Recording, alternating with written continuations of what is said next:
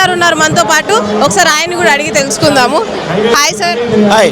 How are you? Fine. Okay, నన్ను చూసి మాటలు రావట్లేదు అనుకుంటా, సైలెంట్ అయిపోయారు ఒక్కసారిగా.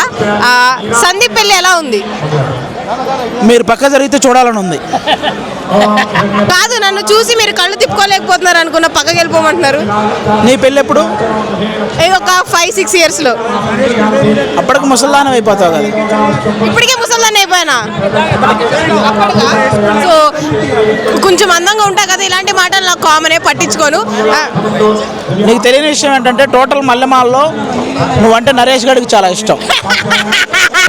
పెళ్లి చేసుకుంటున్న దంపతులకి మీరు ఇచ్చే అడ్వైజ్ ఏంటి?